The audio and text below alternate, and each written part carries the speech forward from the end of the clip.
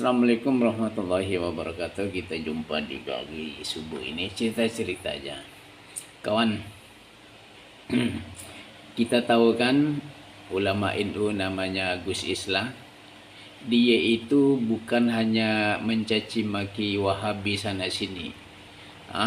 Ceramahnya sana sini, Wahabi teroris, Wahabi ini, Wahabi sesat gitu. Bahkan Gus Islah itu menentang ataupun tidak menerima dengan takdir Allah. Contohnya, dia itu tidak setuju katanya kalau orang Islam, sejelek-jeleknya orang Islam yang bersahadat pada akhirnya masuk surga katanya. Merasa Allah tidak adil katanya. Padahal ini firman Allah sama sabda Nabi, barang siapa mengucapkan la ilaha illallah seumur hidupnya, maka surga baginya.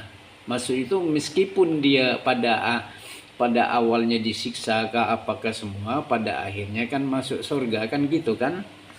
Kata Allah, karena mengakui adanya Allah gitu Pak.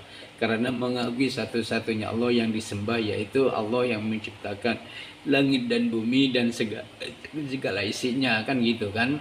Dan yang kedua, dia itu tidak terima orang kafir yang berjasa kayak yang menemukan listrik ataupun apa gitu kan, akhirnya dimasukkan ke dalam neraka katanya. Allah udah bilang kan dalam Al-Quran tuh, orang-orang kafir bagaimanapun kalau dia tidak beriman tetap masuk neraka selama-lamanya kan gitu kata Allah.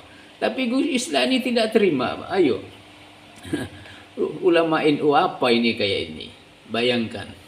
Bayangkan, Allah aja ditentang oleh ulama NU nih. Udah kerjanya caci maki sana sini gitu Pak.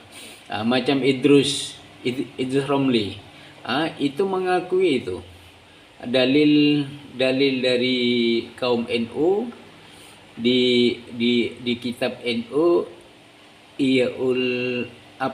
nama kitabnya saya lupa tuh, bahwa NU pada dasarnya bid'ah mungkaro untuk soal tahlilan dan lain-lainnya, bacaan-bacaan yang tidak ada dalilnya gitu. Mengakui dia.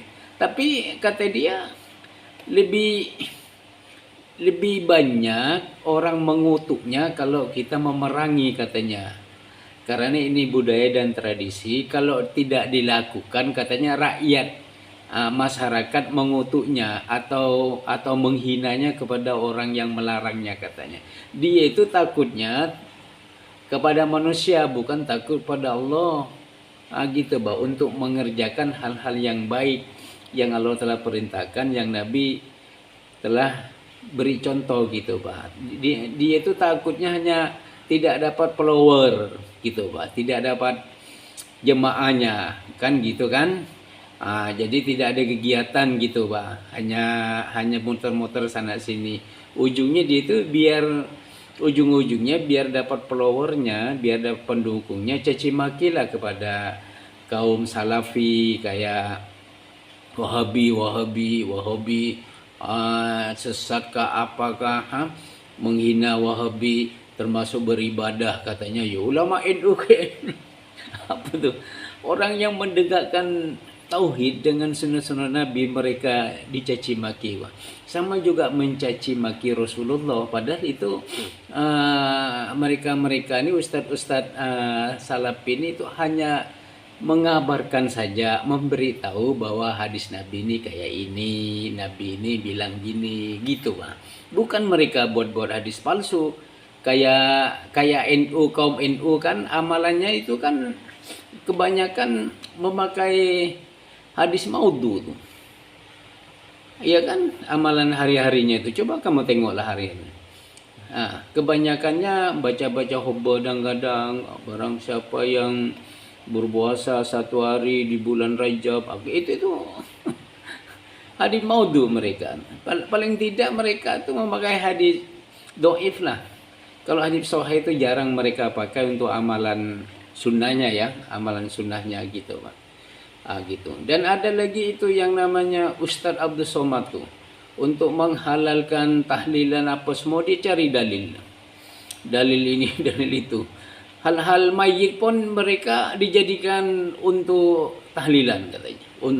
Untuk berzikir, untuk membaca Al-Quran katanya. Apalagi berzikir, membaca Al-Quran atau tahlilan katanya.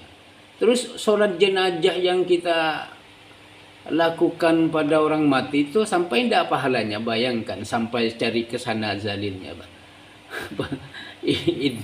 Itu padahal sudah terpisah-pisah itu. Ini soal sholat jenazah, ini soal untuk beribadah amal, nyampai tidak nyampainya. Menurut Imam Syafi'i, kalian kan ikut Imam Syafi'i kan?